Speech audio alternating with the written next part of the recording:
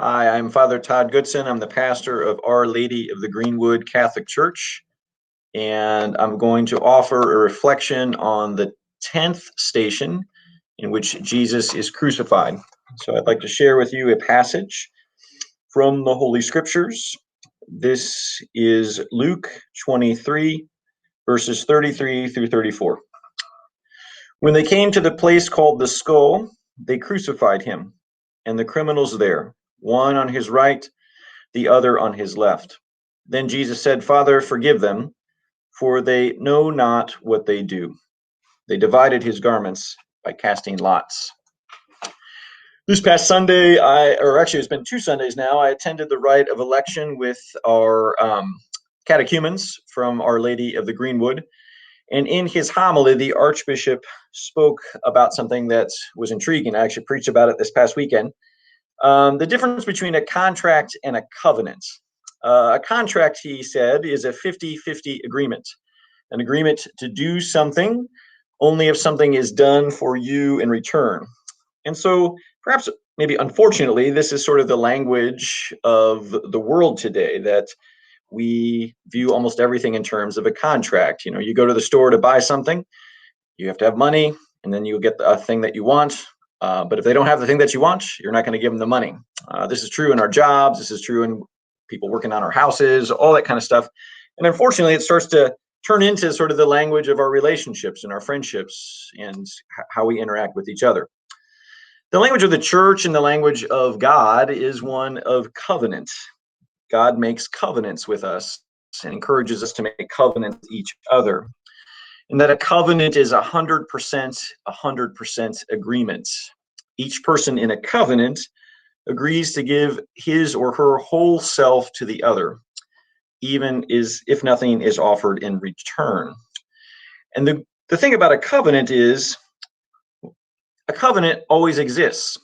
So for instance, a contract, if some person doesn't hold up their end of the bargain in a contract, the contract's over. In a covenant, if one person is perhaps failing in their covenant relationship or not doing as well as they should, the covenant remains. So this is, again, the language of the church. A marriage is a covenant. Becoming a priest and serving God in that way is a covenant. We give 100% to God and to others. Religious life, these are covenant relationships. And even if we don't do as well as we should be doing at them, the relationships remain.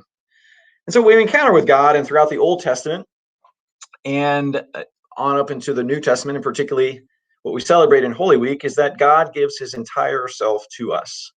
And we see this most powerfully in the sacrifice of his life on the cross, what we'll celebrate in the upcoming Holy Week, that Jesus gives his entire self to us so that we can have eternal life. And so the beauty of this is that God never breaks the covenant. He is always and eternally and fully committed to loving us. He is 100%.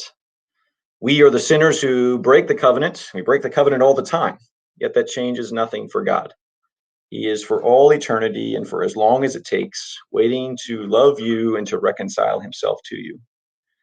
Today's passage takes place on the cross, and they are the first of the 7 last words of Christ.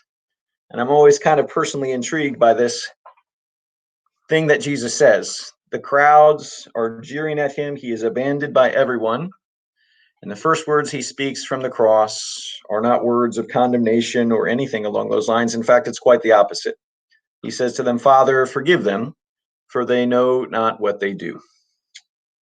And so such is our God, seeking always to be reconciled to us. It's always waiting for us, giving 100% of himself so that we can be in friendship with him. If you've been a little out of touch with God for a while, or perhaps feeling a little distance, remember that he is always waiting there for you. He's made a covenant relationship with you and is waiting 100% of the time.